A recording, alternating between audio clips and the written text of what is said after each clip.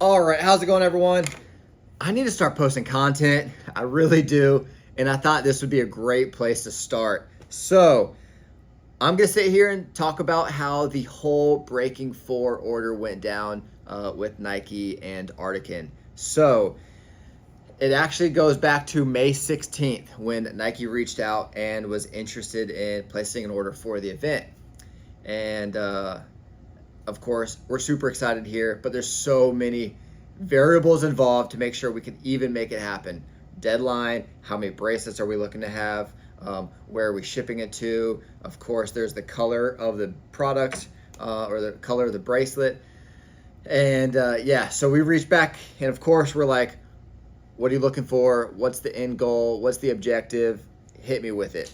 And I got my notes here because obviously there was a lot of stuff that went down. So May 19th, that's when what is your deadline for a June 20th delivery in Paris? Quantities at the time requested were 500. And on May 19th, there was a ton of back and forth. So we've got quantities. I had sent back deadline. Originally, it was May 27th is when I said I needed to hear back from it.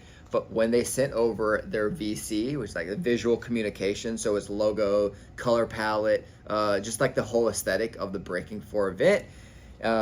And that's when we found out they were all in on like the violet theme, which is Faith's favorite color. So that kind of changed the deadline to ASAP because violet beads are not available not only in Kenya, but not even in Africa. And our supplier for beads that we can't get out of that, just like the standard color beads, is in Ukraine. And Ukraine's airports are closed. So, of course, the logistics has to go over the border into Poland, Warsaw, and then, into Nairobi. So they were all in on violet beads. And that's when I was like, we need that order placed right now. Literally right now, May 20th, we started sending over artwork. And again, June 20th is the deadline for when they need it in Paris. May 20th is when we sent over artwork. That's 4 weeks to get beads from Ukraine to Kenya to have it ended up being 600 bracelets from Kenya to the USA, where we do all of our packaging and laser work here, and then over to Paris. So beads from Ukraine to Nairobi. Nairobi is where the bracelets are going to be made, and of course we're having 600 made. We have a team of about 8, so we can do approximately 60 a day.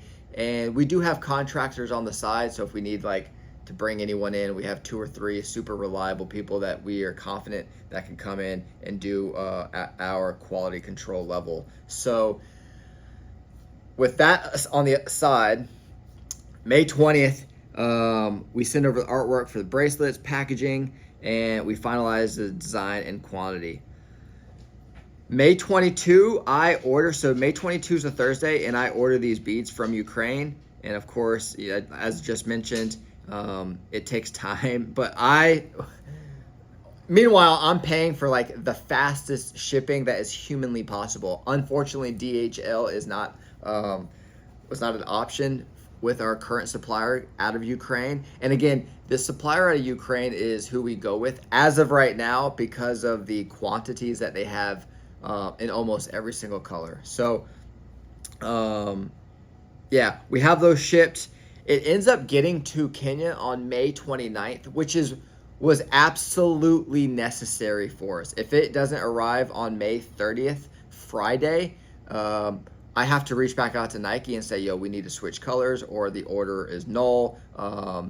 Because our end, in order to do 600 bracelets by June 6th, which is when we need to have them shipped from Kenya, because it takes about 4 or 5 days to get from Kenya to here in St. Pete.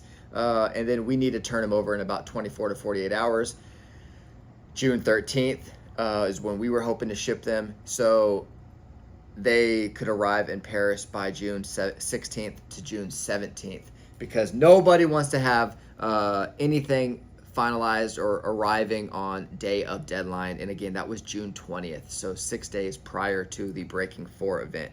But let me see if I have any notes here worth talking about.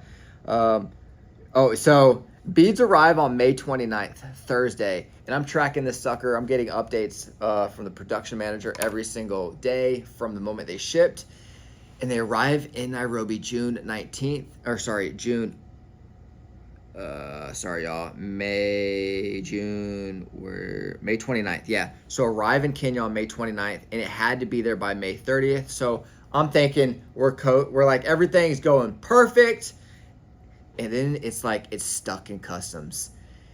And I'm like, you have got to be kidding me. Why is it stuck in customs? We're talking beads. So I send the production manager down to the airport.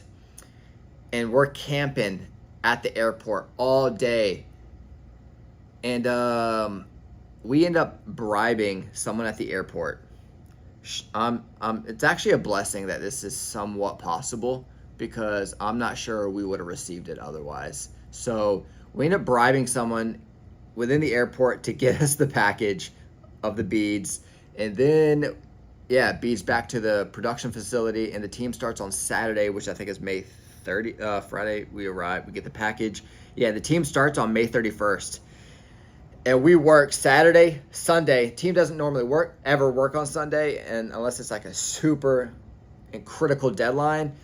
So they work Saturday, Sunday, Monday, Tuesday, Wednesday, Thursday. We crank out 600 bracelets. We ship them on Friday, June 6th, and then they arrive here on June 11th.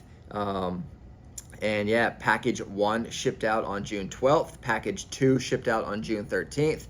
And they arrived respectfully in Paris on June 16th and June 17th. So they were going to 5 different teams at Nike. They went to communications, retail, sports marketing, AIC, and brands. So and then within the order, naturally, we did a couple special bracelets made for Faith, maybe hoping that she could wear them down the season, such as pre-classic this coming up next weekend.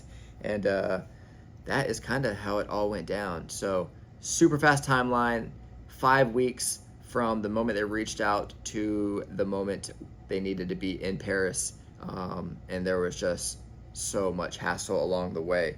But I got some samples right here. This was originally what we had pitched based off of the VC that they had sent over, but it was nixed because Breaking4, it looked too much like Breaking2. And again, Violet was always their goal. It wasn't my goal though, until it was like Nike said it was the only option. And again, this is Faith's favorite color, so it was really the only option from the get-go. And then Nike ended up choosing this for the packaging, which turned out really good. We have multiple things that we can do with our laser, from a fill to a line, to an outline, and they went with the fill for the whole Breaking4. And this is eventually how it turned out. And it was so amazing to see on Eliud Kipchoge was wearing the bracelet during the broadcast right before the race, and honestly, I was like, oh my God, what is happening? Really cool to see. Honestly, y'all, it never gets old. It never gets old. It's so cool. And of course, like all the other athletes between, Faith wearing it, and Craig Engels wearing it, and Cooper Tier, and everyone. There were 600 of them. And if you look in the stands, if you look at like all the Pacers, and it was amazing to see all these bracelets on the hands of all this amazing event. So thank you, Nike. Thank you, Faith. Thank you, Global Sports. And massive thank you to our team who were able to pull it off on such a short timeline. If you guys have any questions, just let me know in the comments, and I'll get that your way.